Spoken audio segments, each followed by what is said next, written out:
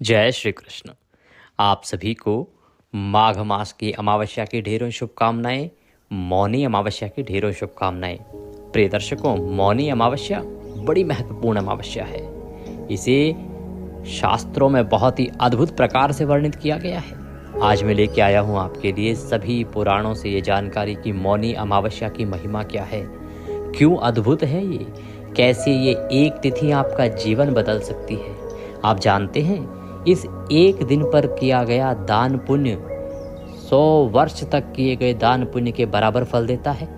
क्यों देता है, कैसे देता है, यह आज की इस वीडियो में पता चलेगा। कैसे आप अपने पितरों को तृप्त कर सकते हैं।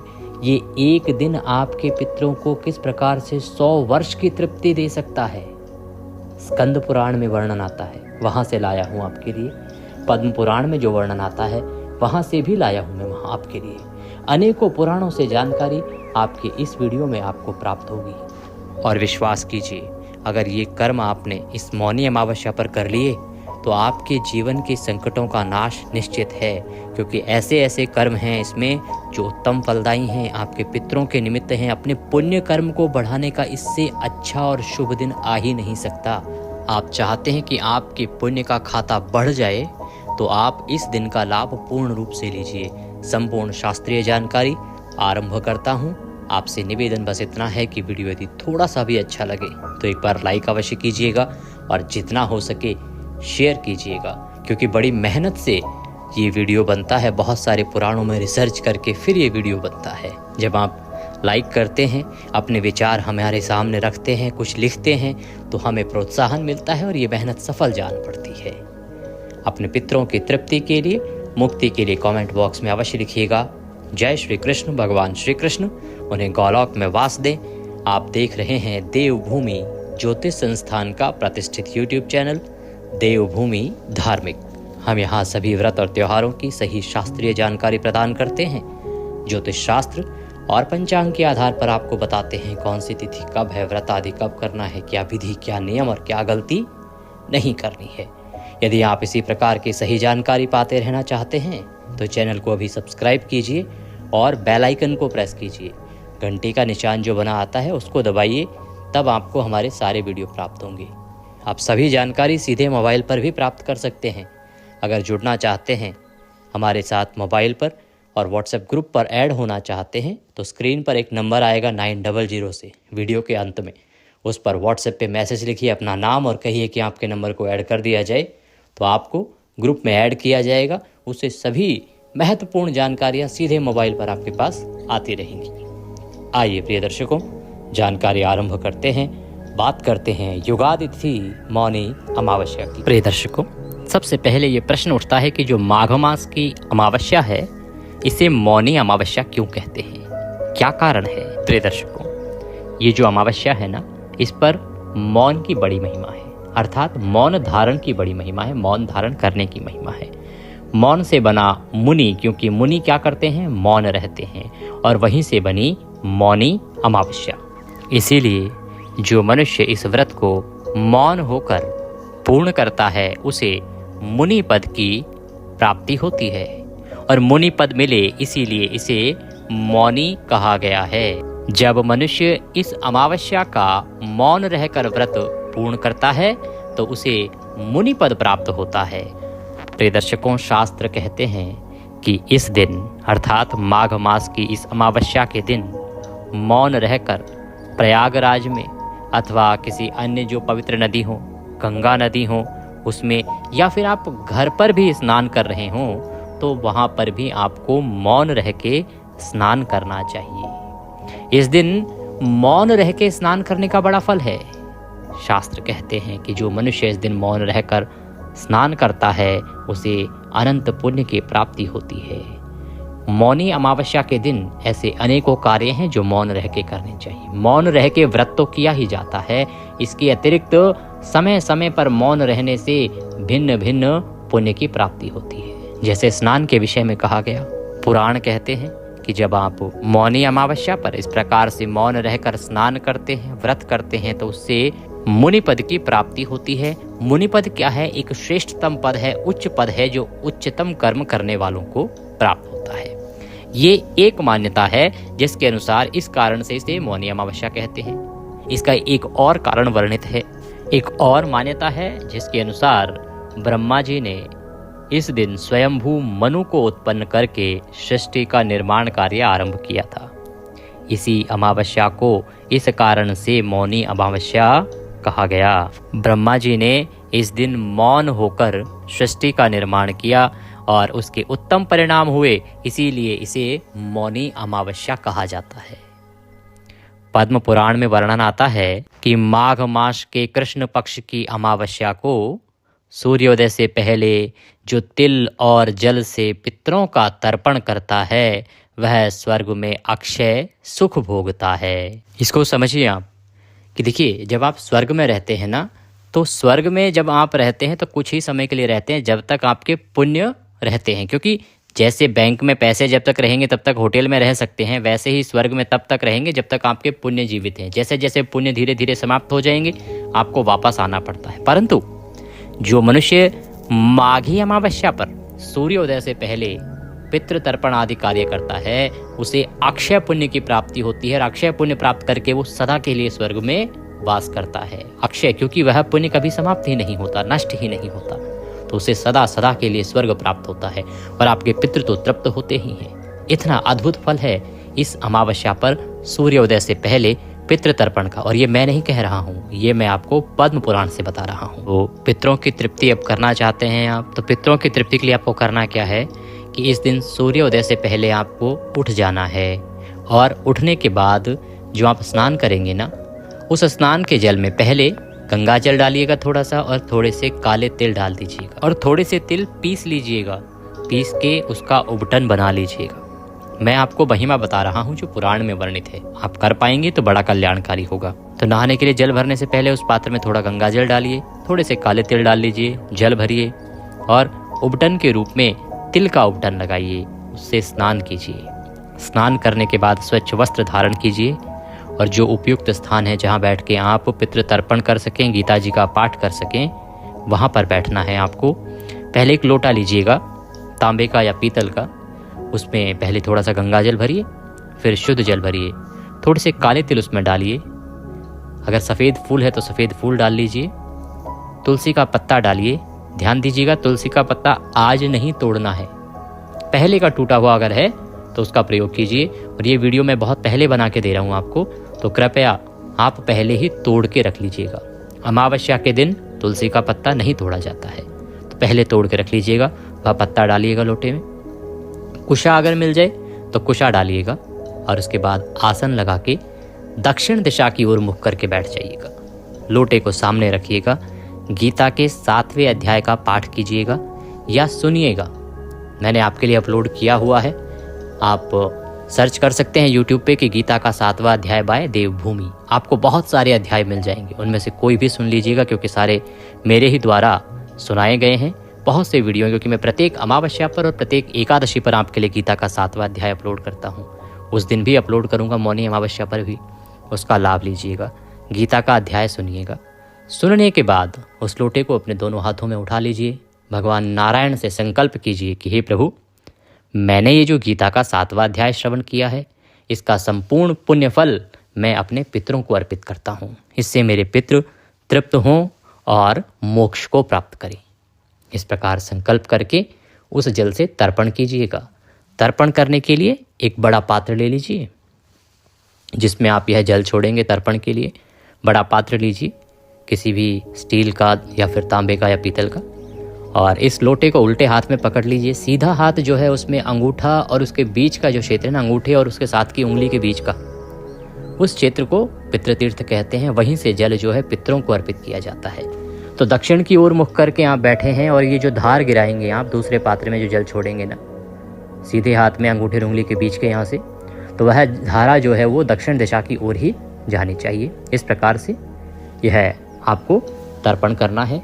मंत्र क्या बोलेंगे? आपको मंत्र बोलना है ओम ह्रीं श्रीं क्लीं स्वधा देव्यै स्वाहा, ओम ह्रीं श्रीं क्लीं स्वधा देव्यै स्वाहा, ओम ह्रीं श्रीं क्लीं स्वधा देव्यै स्वाहा। यह मंत्र बोलते हुए तर्पण कीजिए।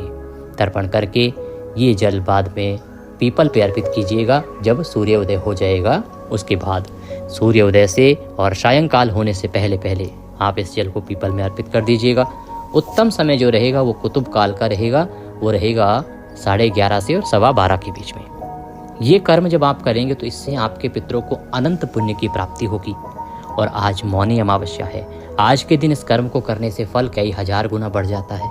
तो ये कर्म आपने अवश्य करना है। अगर आपने ये पितृ कर्म कर लिया तो जैसा कि पद्म पुराण में वर्णन आया है, आप तो निश्चित ही स्वर्ग में अनंत फल भोगेंगे ही।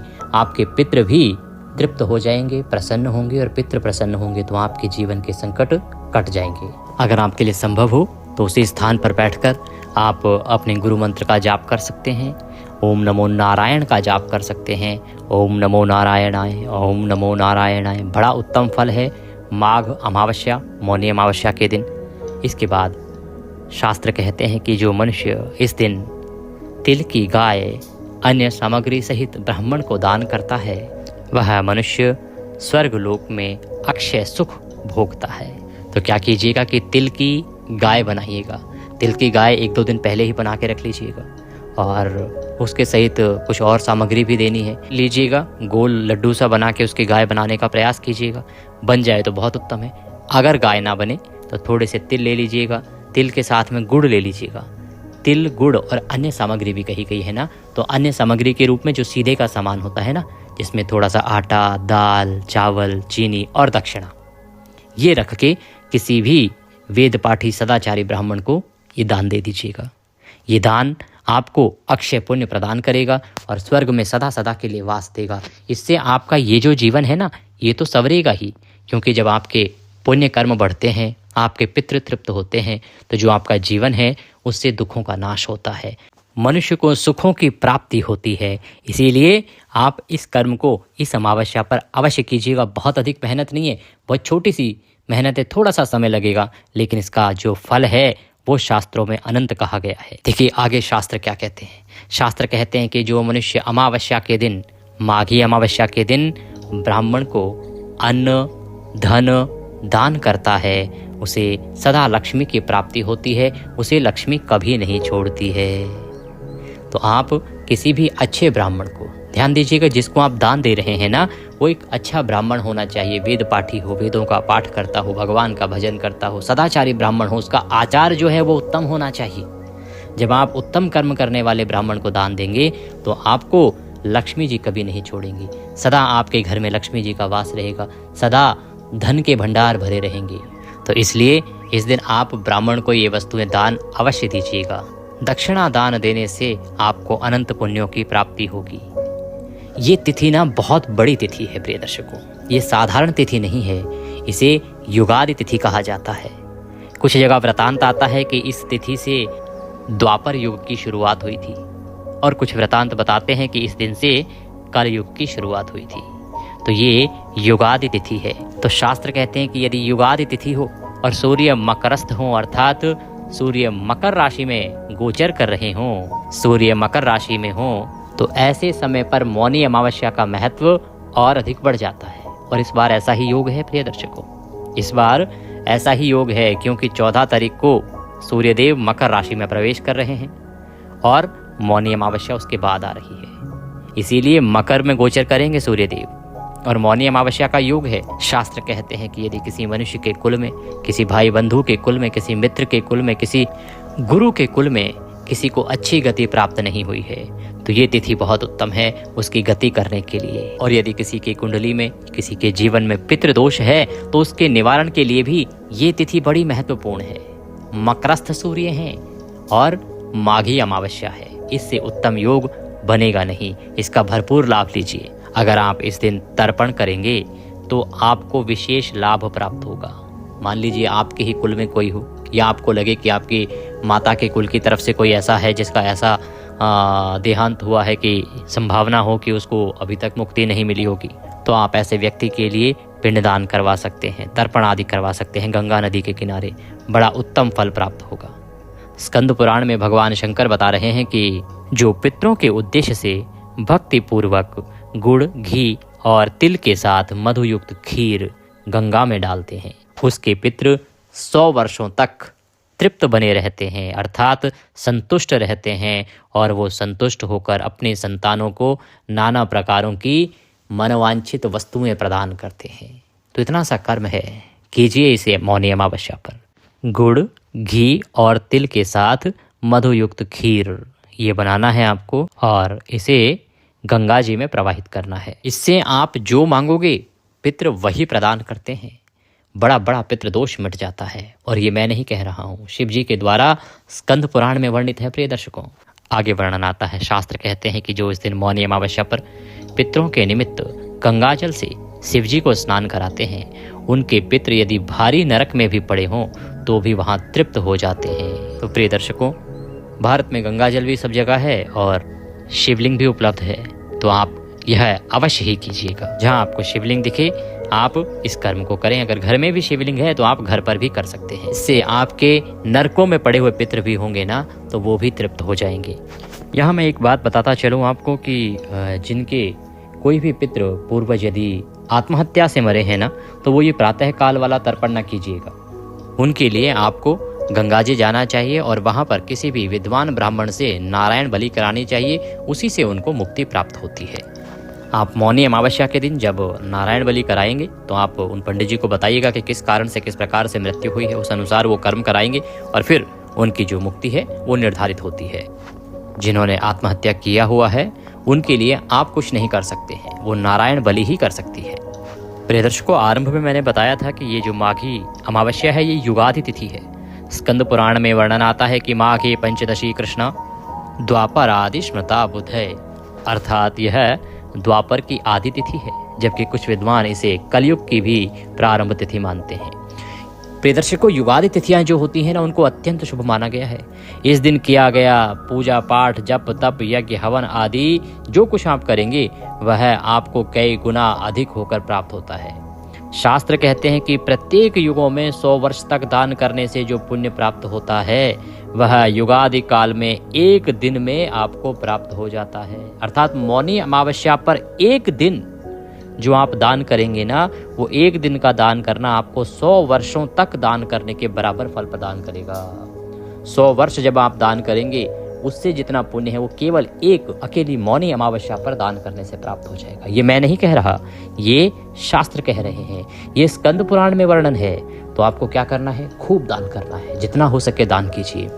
आप अन्न दान कीजिए, वस्त्र दान कीजिए, दक्षिणा दान कीजिए, उपादान अर्थात जूते का दान कीजिए।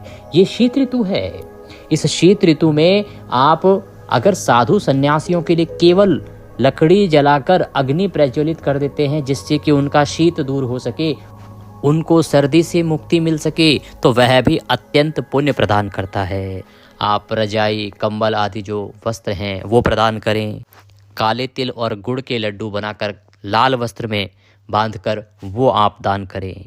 और इस दिन गाय को दान करने का भी बड़ा फल है। आप गौशाला में जाइए, गाय को चारा खिलाइए या आप स्वयं सेवा कीजिए, उत्तम फल कहा गया है। गौधूली को इस दिन अपने मस्तक पर लगाना अत्यंत कल्याणकारी है। प्रिय दर्शकों, इस दिन पीपल को अर्घ्य देकर पीपल की परिक्रमा करने का भी बड़ा फल है और दीप दान करने का भी बड़ा फल है। अब यहाँ पे कई लोगों के मन में प्रश्न आ सकता है कि पंडित जी, मान लो सुबह सूर्योदय से पहले तर्पण ना कर पाए, ना उठ पाए, तो क्या करें? जो लोग सूर्योदय के बाद उठ रहे हैं तो आप बाद में भी तर्पण कर सकते हैं। ऐसा नहीं कि बाद में नहीं कर सकते, उसका भी पुण्य फल है, लेकिन सर्वोत्तम फल जो है वो सूर्योदय से पहले का कहा गया है। इस अमावस्या पर व्रत उपवास का भी बड़ा महत्व है, बड़ा फल है। अगर आप कर सके तो इस दिन उपवास करें। इस दिन यदि आप भूखे प्राणियों को भोजन कराते हैं, जैसे आप मछलियों को दाना डालें, चींटियों को दाना डालें, पक्षियों को दाना डालें, ये अत्यंत फल देने वाला है। ये कर्म ना इतने कल्याणकारी हैं कि इससे आपको अक्षय पुण्य की प्राप्ति होगी। ये तिथि महत्वपूर्ण है और शास्त्रीय जानकारी मैं आपको दे रहा हूँ। अब मैं बताता हूँ आपको कि महाभारत के अनुशासन पर्व में क्या कहा गया है। वर्णन आता है कि इस अमावस्या के दिन प्रयागराज में 3,10,000 अन्य तीर्थों का समागम होता है। अर्थात इस दिन मौनी अमावस्या के दिन सभी तीर्थ आकर, पृथ्वी आदि सभी लोगों के तीर्थ आकर इस प्रयागराज में स्नान करते हैं। इतनी अधिक महिमा है इस तिथि की। तो जो जा पाएं माघ में और अमावस्या के दिन प्रयागराज, तो अवश्य जाएं, बड़ा कल्याणकारी है उनके लिए। तो ये उत्तम जानकारी मैंने आपको भिन्न भिन्न पुराणों से प्रस्तुत की है। अब मैं कुछ सावधानियां आपको बता दूं। सावधानियों में मैंने पहले भी बताया है कि इस दिन कोई भी पत्र पुष्प आदि आपको नहीं तोड़ना है, अन्यथा बड़ा पाप लगता है। और दूसरे का दिया अन्न नहीं खाना, ये दोनों कर्म इस दिन आपको नहीं करने हैं। दूसरे का अन्न नहीं खाना और पत्र पुष्प आदि नहीं तोड़ना, अन्यथा बड़ा पाप लगता है। हाँ, जो आपके भाई हैं, सगे भाई हैं, माता पिता हैं, आपके ससुराल है, ननिहाल है, मामा है या गुरु का घर है, इन घरों में खा सकते हैं। इसके अतिरिक्त यदि कहीं खाएंगे तो आपके पुण्य की हानि होगी। अब प्रश्न उठता है कि ये मौनी अमावस्या है कब? प्रिय दर्शकों, मौनी अमावस्या मनाई जाएगी 18 जनवरी को। दिन रविवार का रहेगा, तो इसीलिए नियमों का ध्यान दीजिएगा। रविवार के दिन पीपल पर जल आदि नहीं चढ़ाया जाता है, तो उन नियमों का पालन कीजिएगा। इसी प्रकार की अच्छी जानकारियां यदि आप मोबाइल पर पाना चाहते हैं तो आप अभी हमारे व्हाट्सएप ग्रुप पर जुड़ जाइए। जुड़ना चाहते हैं तो स्क्रीन पर नंबर आ रहा होगा 900 से, उस पर व्हाट्सएप मैसेज करके कहिए कि आपके नंबर को ऐड कर दिया जाए। हम आपके नंबर को अपने ग्रुप में ऐड करेंगे और उसके बाद ये सभी महत्वपूर्ण जानकारियाँ वीडियो सीधे आपके मोबाइल पर आ पाएंगे और कोई जानकारी आपसे छूटेगी नहीं। तो अभी जुड़ जाइए। दक्षिणा स्वरूप यदि कुछ भी भेजना चाहते हैं तो स्क्रीन पर नंबर आ रहा है 900 से, उस पर भेज सकते हैं, या जो QR कोड दिया है उसको स्कैन करके भी भेज सकते हैं। आपसे प्रार्थना है कि बड़े सारे पुराणों को पढ़ने के बाद ये जानकारी एकत्र होती है, बड़े प्रयास के बाद, तो जितना हो सके इसे शेयर कीजिए, जिससे कि सभी लोगों तक ये पहुंचे और हमारी भी मेहनत सफल हो। ईश्वर सबका कल्याण करें। हरे कृष्ण।